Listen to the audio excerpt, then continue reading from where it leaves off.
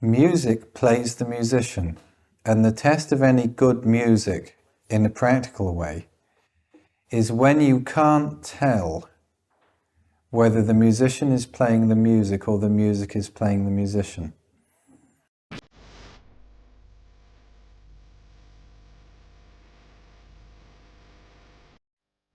This might be the worst sounding album ever released by a major band.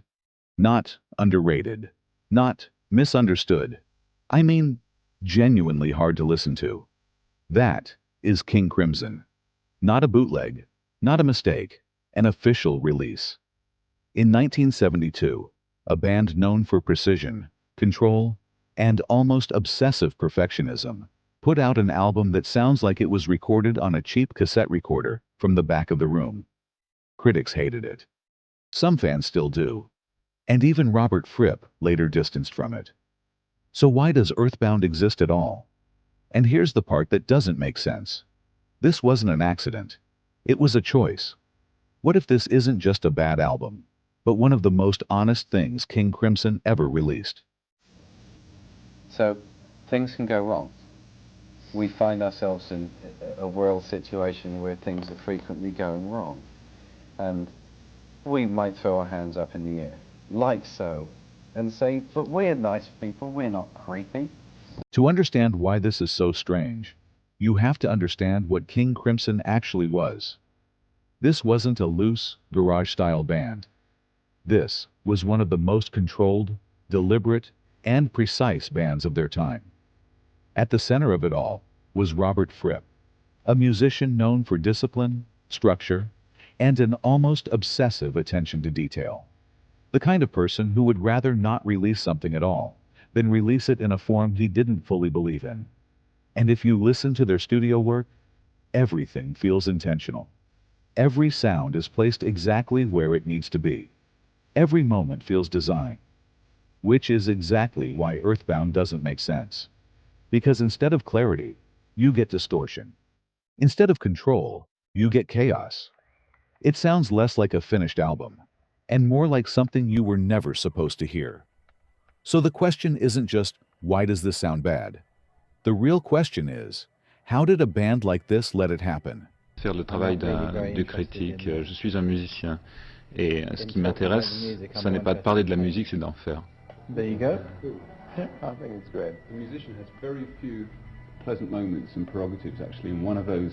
Les musiciens ont peu de moments agréables dans la vie, et un de ceux-là, c'est précisément de jouer de la musique. So, what exactly is Earthbound? On paper, it's a live album. But not in the way you'd expect. This wasn't recorded using a professional mobile studio, or carefully mixed from multi-track tapes. It was captured on a cassette recorder, basically whatever the microphone could pick up from somewhere in the venue. Which means what you're hearing isn't just the band. It's the room, the crowd, the distance, all fighting for space at the same time. The vocals are buried, the instruments bleed into each other, and the entire thing feels unstable. Not raw in a polished live album kind of way. Raw in the sense that it almost sounds accidental. And yet underneath all of that, something else is happening.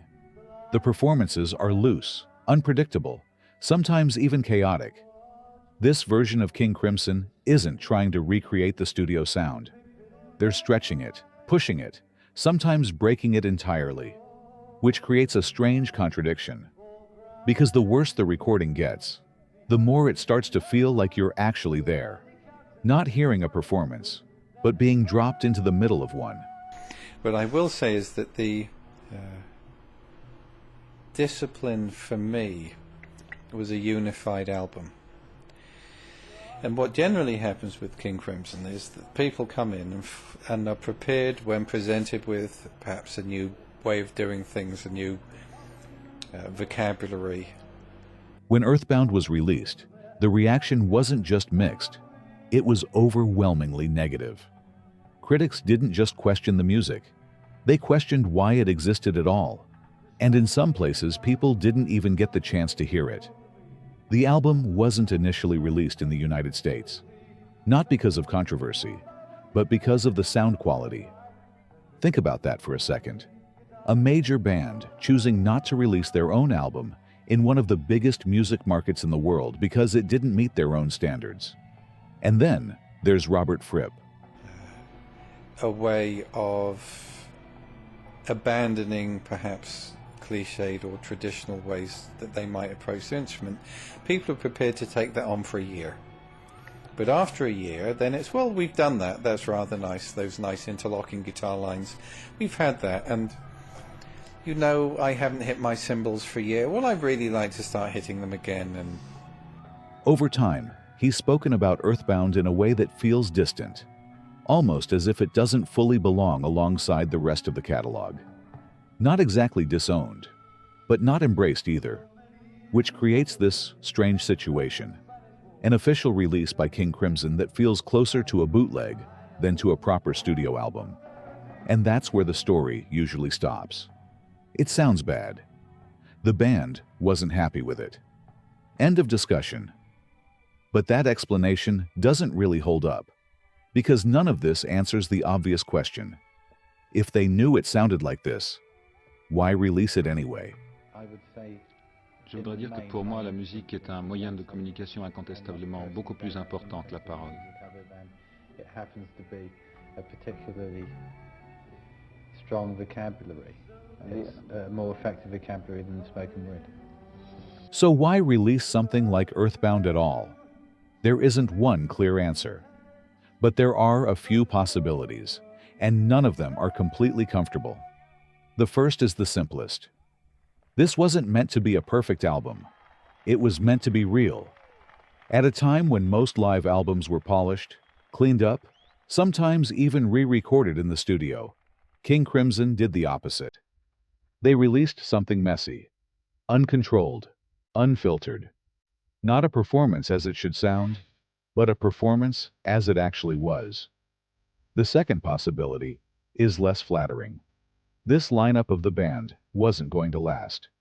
And Earthbound might be one of the only documents of what it sounded like in that moment.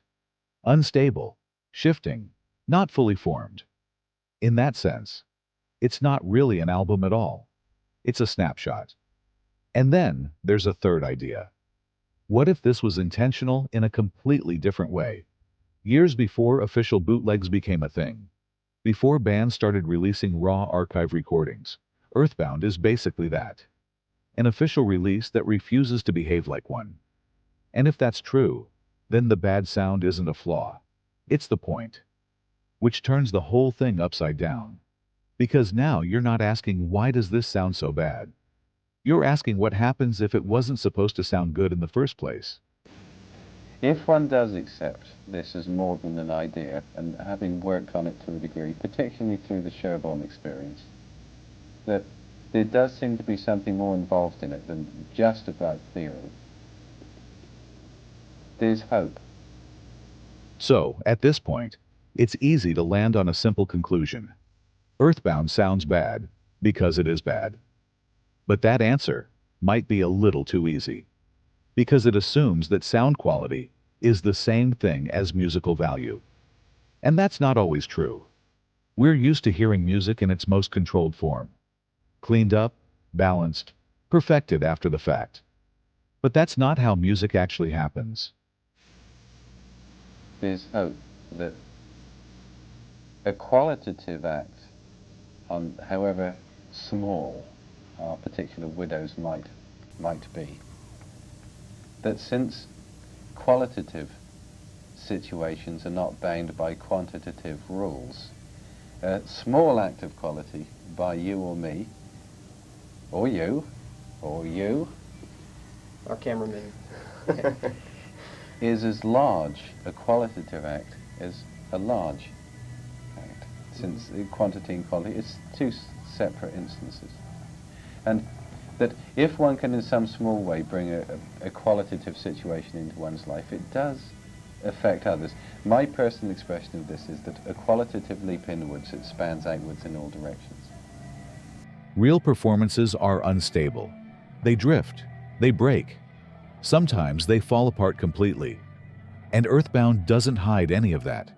It forces you to sit inside it. The distance, the distortion, the moments where everything almost collapses. That is the experience.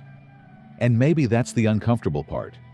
Because if you strip away the expectation that music has to sound good, you're left with something much harder to judge. Not a polished product, but a moment. Unfiltered, unstable, real. And that doesn't automatically make it a masterpiece. But it does make it something else. Which brings you back to the same question, just from a completely different angle. Was this a mistake? Or is this exactly what King Crimson wanted you to hear?